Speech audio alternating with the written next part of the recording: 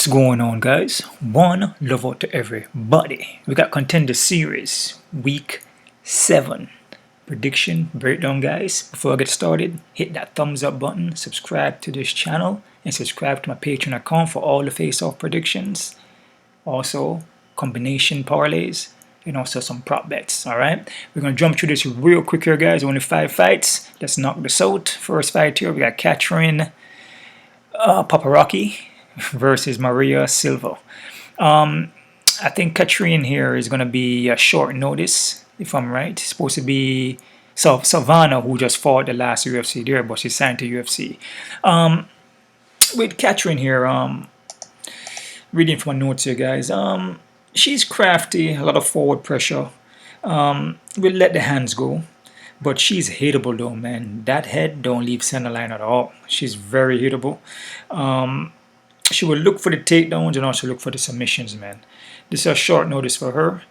Her opponent here, Maria Silva, her striking is pretty sharp, man. Got pretty sharp striking here. We'll also look for the takedown, nasty ground and pound. She has more of a kickboxing base here, but she also has Brazilian Jiu-Jitsu and wrestling, right?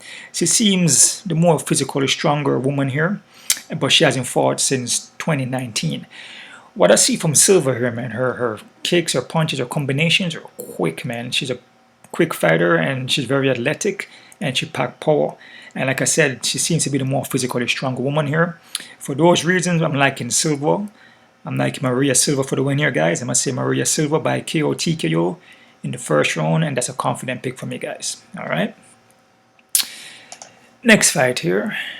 Flying through these guys is Chris Duncan versus Salva Borshchev.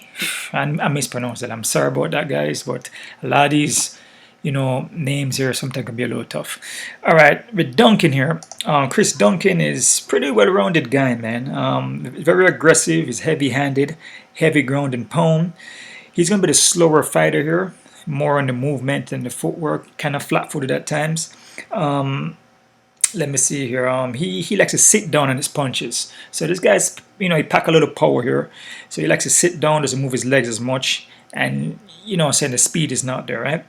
He's also a hittable because you're not moving your foot, then you're more prone to get hit with jabs. Or let's say bob and weave and slip the shots, but a lot of these guys in MMA, they don't really slip. The head's just straight up there, man.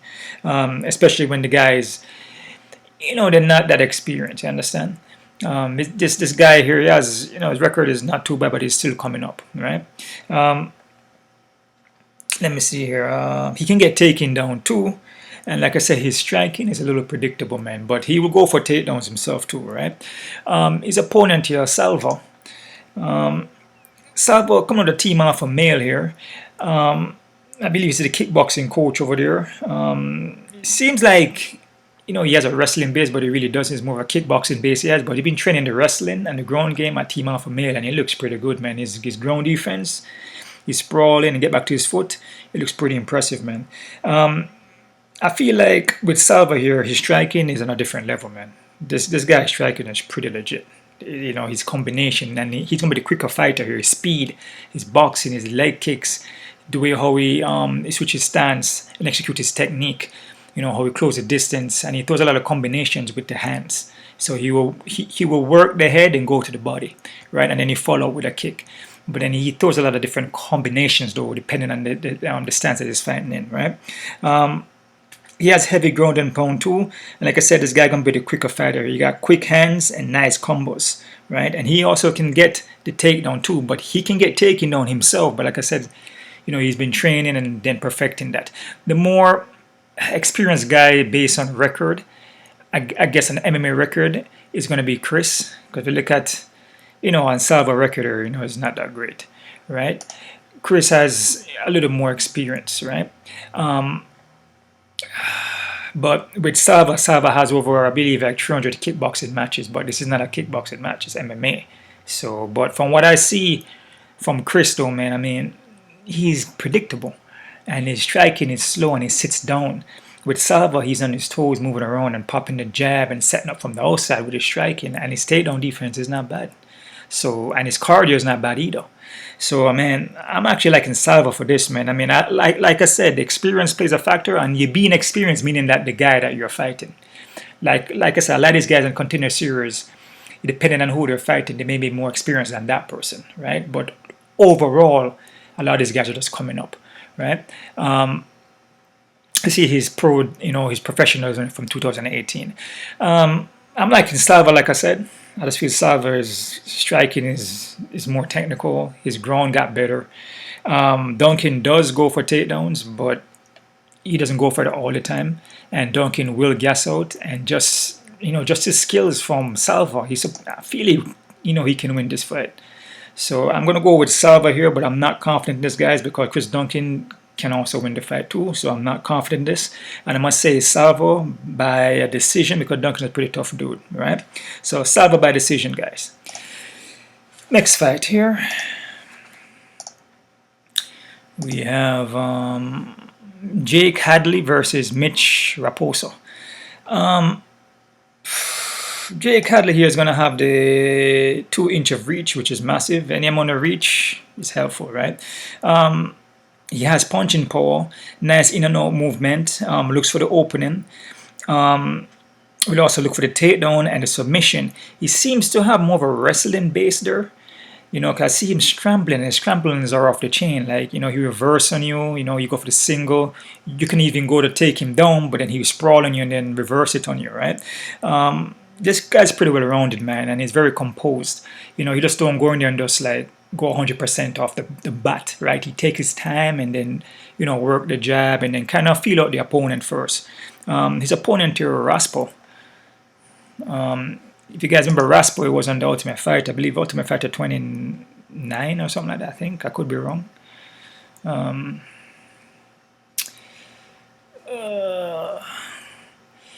Yeah, Ultimate Fighter season 28, my bad. Okay, so I was off one. With his opponent here, Raposo. Raposo here, Mitch is quick, man. Mitch Raposo is quick. He's a quick guy. He darts in though and let his hands go. So he's, just as the bell ring is straight at you. And then he'll let his hands go. A bunch of combination. He's light in the foot, a lot of footwork. He has hand speed. He will also grind you out. He's coming from a wrestling base here and very explosive, and he gets wild at times. But what I noticed with him, he's so wild that he gas himself out. If you remember Not My Fighter show, eventually after a while he was getting taken down because he got tired in the fight. You have to compose yourself. If you come in here and just try to go wild and bam, bam, and just trying to look for the knockout real quick, and then the guy don't get knocked out, then in the second, third round you get tired and you lose a fight. With Hadley, Hadley fights 5-round fights, right? And Hadley, in my opinion, is a more experienced guy here. Even though Mitch been an Ultimate Fighter show, but Hadley's a more experienced guy here, man. He has a lot of 5-round matches, man. He fight for champion. He's a Cage Warrior champion. If you want to say, which he is. So, but I'm liking Jake Hadley here, but I'm not confident in this one because, Mitch, he could pull off a win here, if he can compose himself and just use his striking to set up the wrestling, which he's strong at, and just grind. He may get a win, but Hadley, he has ground defense. He has takedown defense.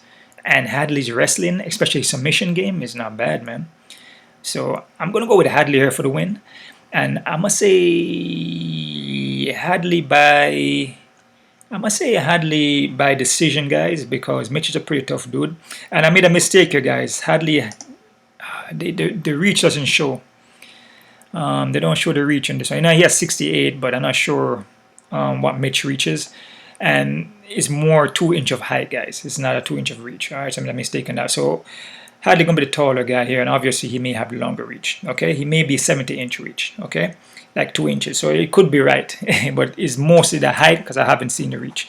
Yeah, so I'm liking Hadley by decision, and I'm not confident because Mitch still have a shot. He was an Ultimate Fighter show, and the kid is good. The kid doesn't look bad. He's very explosive, comes in there and they get the job done. But against a guy like Jake Hadley just seems more composed.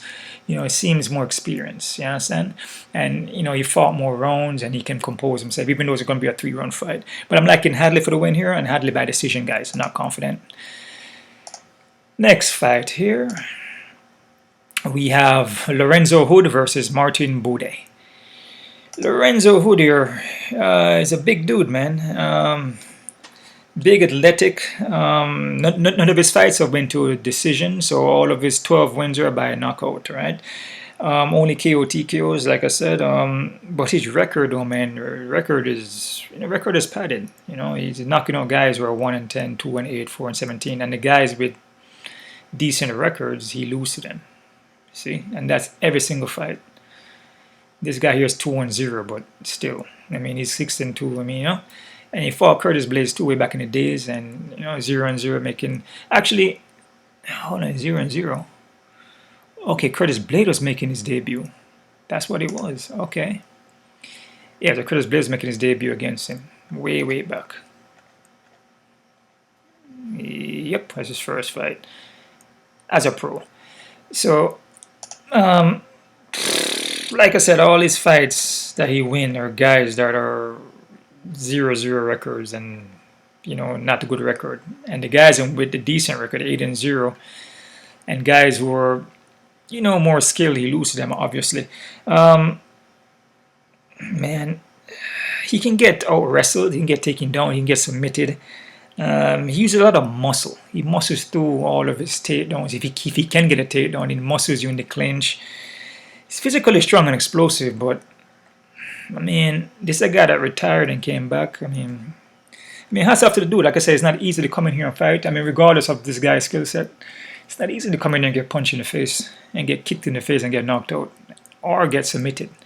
You know what I'm saying? So hats off to all the fighters in here. I'm not here to disrespect any of these guys. I'm just breaking them down and predicting. So it's difficult to come in here and fight. This is not for everybody, man. I'm telling you that. No, definitely it's not for everybody. You know what I'm saying? You can get seriously hurt in here. You can get brain damage. You know what I'm saying? So it's not something that, you know, you do for a long time. Like I said, you get in there, get what you gotta do. If you're trying to make money out of it, make what you gotta make and get out. You know what I'm saying? It's not a longevity thing because you destroy the body. Right? Your health is your wealth, guys. Remember that. This guy's a first round finisher, though, man. All his fights are first round finishes, basically. So, like I said, this guy's a sprinter, and if he can't knock you out, then he loses. His opponent here, Martin Boude. This is an example here, guys, when I talk about, you know, make sure you're watching fight footages and not just one. You know, my first fight you're watching of Martin here, he looks slow, you know, movement looks slow. He seems too hesitant, you know, but it was more because of the guy he was fighting. So depending on the guy, he could just pace himself a little bit until later rounds and then he goes to the knockout. Right, so this is a guy that has a lot of finishes too. But you notice that he has second round finishes, so he can draw the fight out a little longer. I like to see guys who can draw the fight out a little longer. I don't like seeing, you know, a lot of guys that are just knocking, you know, like first round, because then that shows me that you're just a first round finisher, you're a sprinter. But can you pace yourself though? Can you go longevity? Can you go long distance? And, you know, that means that if he doesn't finish you in the first, I mean, he's going to lose. I mean, that is what it looks like. So with Martin here, you know, like I said, it's good to watch a lot of footages. You know, Martin is 6 KO on 1 submission. You know, went to decision once. With Martin, depending on the opponent, he will pace himself and he may kind of like look like he's not really want to engage, but he just trying to set you up with the jab. You know, he's trying to find his range and distancing on you before he start going, you know, forward like that. So he paces himself depending on the opponent though. So he can easily get countered because he hesitates against a certain person, right? Let me see here. But like I said, depending on the guy, you know, once he paces himself, once he got you hurt, then he come forward at you and then he start letting the hands go, man. He let the hands go and he has power. And this guy is durable. He's well-rounded. Like I said, depending on the opponent, he will play it safe. And he will look for the takedowns, which is going to be a huge part of this fight because Lawrence Hood doesn't stop takedowns. And if you take Lawrence Hood down, the fight is over. You know what I'm saying? Lawrence Hood going to have to finish this guy in the first round. And from what I see from Martin, he looks pretty legit, man. The guy looks well-rounded. He has a ground game. He easily takes you down. And he has the power and he has the striking. Depending on the opponent, though, you know, his other fights I saw now, he's like out there like just destroying the guys, then, man. So, yeah, so I'm like, you know, Martin for the win here. And you see Martin fight a 7-1 guy beat him, 5-3, right? You know, his record is it can be slightly a little padded too slightly in the early fights, but then he showed that he can fight at least a 5-3 and 7-1 guy. Like he's more consistent in the kind of way. And Juan Espino, that's a guy that's a decent guy right there who's in the UFC, right? That he actually lost to, so that's not a big deal. Yeah, so I'm liking Martin here. You know what I'm saying? Because if you look at Martin's record here, he can beat a 7-1 guy. He can beat a guy who only lost once. With Lorenzo, he has never beat a guy that's like a 5-1. I mean, he beat a 2-0 guy, but I mean, that's like 214. The guy's like 2-1, probably doesn't fight anymore. Oh, that last fight was 290. A lot of grappling matches though. Probably doesn't do MMA no more though. Yeah, he doesn't do MMA no more. So yeah, so I'm liking Martin Boude here. I feel like he's just the more experienced guy, the more technical guy here. I feel Lawrence Hood will drop the ball, and if he can't finish you in the first round, then he's gonna lose the fight. And what I see from Martin, he's durable, and he can carry the fight. He can carry the fight, right? And he lost a decision against Espino, so that's telling me that he's not gonna just lay down there and give up. Lorenzo will give up on the fight. All right, so I'm liking Martin Boude for the win. I'm gonna say Martin Boude by KO TKO, guys, in the first round, and I'm confident in this pick, guys. All right. Main fight here on the card, we have Junior Cortez versus Christian Rodriguez. Junior Cortez here. From what the fights I've seen, which is one fight I see, his recent fight here, against Chucky Maddy, kind of ride his chin kind of high. Coming out of MMA Lab, which is a good gym there, kind of ride his chin kind of high, but he's straightforward though. He loads up though a lot and swing wild. Kind of remind me of an early Robbie Lawyer. You kind of remember an early Robbie Lawyer, that a straight aggressiveness, chin is high to start winging punches. Very explosive, you know what I'm saying? He looks to take your head off. He can get takedowns too, but it looks like Cortez will gas though, or he can gas, because with all that swinging and loading up, you're burning energy, and depending on the person that you're fighting, if you're not connecting, then you're just losing a lot of energy like that, right? His opponent here, Rodriguez, is coming out of Rufus Sport here. You guys remember Rufus Sport, Rick Rufus, which is Duke Rufus. Okay, Rick Rufus was way back in the days, along with Duke too. A lot of those, they were in K1 fighting, and also way back in the 80s, man. If you guys remember, there was a lot of kickboxing matches back there when the guys would wear like color pants, like kind of silk pants, and then on the foot was like pads, and the hands are pads. But those were serious kickboxing matches, though, man. Those guys, like Rick Rufus, those guys will knock you out. You know what I'm saying? It's kind of like what Stephen Thompson does, like that foundation, like kickboxing, old school, kind of like Benny Jeter-Keelas, like those kind of guys. So with Rodriguez here, man, Rodriguez is a pretty well-rounded guy. He mixes it up well. Coming after the Rick Rufus gym, I'm reading from my notes here, guys. He will look for the submission and look for the takedowns and also KO TKO. He looks like wrestling could be his base, and then he took up kickboxing, but his wrestling and takedown doesn't look bad. Seems like he may like the ground a little bit more. He kind of reminds me of a Sergio Pettis, but that kind of mix it up. You stand up for a little bit, but you get the wrestling, take the guy down. But the foundation, the base is very good. He kind of reminds me of a Sergio Pettis. So for this fight here, man, with Cortez, he's good. This is a close fight, guys, but I'm liking Rodriguez here. And I must say Rodriguez by decision, but I'm not confident because these are both good gyms, the MMA Lab, to Rufus Sport here. So they're both good gyms here, but I'm not too. It's a tough one to pick, but I'm going to go towards Rodriguez. And I must say Rodriguez by decision, guys, and I'm not confident in this one, okay? Quick look at the odds here, guys, see what we're working with. Man. Alright, okay, this is some crazy odds now. Okay, silver is 300. Okay. It's my confident pick, so I mean, I shouldn't be like, oh man, it's too high, right? I'm kind of confident in her that she'll win this fight. Just her skill set, man, her power, her speed, her athleticism, her strength. Her mentor just seems very overwhelming. I don't think Katrina will be able to hang with this girl at all, man.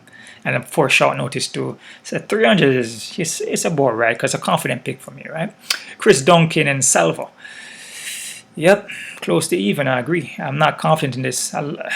It's a close to even fight. I totally agree. More even to me. I have Salva winning, but it's slightly little underdog there. But can Chris Duncan win? Of course. And can Salva win? Of course. It's an even fight to me. So I don't disagree on the odds with this, guys. It's pretty close. Very close. Yeah. Jake Handel, Mitch Raposa. They got Jake Handel. They got Jake Handel high, dude. They got Jake Handel very high. He's like 200 and something, 300 now, man. I disagree with this because Mitch can win the fight. Mitch, he has the skills to win the fight. He has the potential to win the fight. I would put this fight a little closer, even more close to even, maybe like 140, 130 for Hadley, but then it's close to even. So be careful with this one here, guys, because I could see Mitch actually winning the fight too. So I wouldn't put Jake Hadley. I mean, I feel Jake Hadley is a good fighter. I feel like he's a better fighter here, but Mitch still has the skills, man. And he has, you can tell that, you know, from watching his interviews, you can tell that he wants to win and he's very motivated. You know what I'm saying? And like he's trying to redeem himself from off the Contender, from off the Ultimate Fighter. He's tough. So he's going to come in here and he's going to give it all he got. When you have a guy like that, only two things can happen. Either he come in there and then overdo it and gas himself or then lose, or he comes in there and make a statement. So be very careful with this one, man. I disagree with the odds. Boude and Boude. Boude is freaking high as hell. Boude has a puncher's chance. 12 by knockout. Never went to decision. He has a puncher's chance. He has a, when I see a guy has a puncher's chance in the first round, I mean, Boude is a good fighter, and I feel like he's a more experienced guy here. But at 700, I'll be careful with this because there's a chance that Boude can just throw a punch and catch this guy and knock him out. It's a possibility, man. So Martin shouldn't be 700, dude. There's no way. So be careful with this fight here, Boude and Jake Hadley. Be careful with those two fights. Rodriguez and Cortez. Cortez is underdog here. I got Rodriguez at 200. You see all these fights here, man. Like I told you about the Contender series, you gotta be very careful because a lot of these guys, they may fight differently, you know, on their other fights before they get into the contest, before they get into the Contender series. So they may come in here looking different, man. So Boude may come in here looking different too. So you just never know. You know what I'm saying? They're trying to make an impression to get into the UFC. So they have to impress and then try to win by a spectacular fashion. You know what I'm saying? So this is a close fight, man. And I disagree because I feel Cortez could win. Even though I like Rodriguez, but I feel Cortez could win too. So there's an even fight. So I disagree. So these three fights here, Christian Rodriguez, Boude, and Jake Hadley, be freaking very careful with it. Be careful with these three fights because they could go the other way. Cortez could win, Boude could win, and Mitch could win. It would probably be more Mitch, Martin, and Cortez, in my opinion. Okay, Boude still have a chance, but it's most likely Cortez and Mitch will win. Okay, so be freaking very careful with those three fights. And as far as Chris, Duncan, and Salva, that's a toss-up, man. That's a toss-up, dude. Okay, check out my Patreon account there. I will have different plays on there, different combination parlays, and also some prop bets on there too. Like I said, guys, check out my Patreon account because a lot of times, well, not a lot of times, majority of the times, man, which is a lot of times, you know, I have prop bets in there that are coming in, and also have face-off that hit. So you guys sign up to that and take advantage of that. All right. So that's about it, guys. I'm going to be working on another UFC that's coming up, which is going to be on the 16th, I believe. And Bellator is on there too. So I've been doing the UFC and the Bellator, guys. I'm going to try to get it out to you early, not on the same day. I'm going to try to get it out early to you guys. It used to be 8 fights, but it went up to 11 now. So that's a good thing. They got Andrew Arlovsky in this one. Okay. I'm going to knock that out for you. And I also got, oh man, there's a lot of changes. They got Bellator also. Which Bellator is going to be Nemkov and Angelicus. Okay. And we got Bader and Anderson. Okay, so we're going to look on that too. We got 13 fights in that one. And we're going to knock that out too on the same day, actually. This one going to be at 7 p.m. Okay, so knock that out, guys. So You guys, one love to everybody. You guys keep on kicking and os.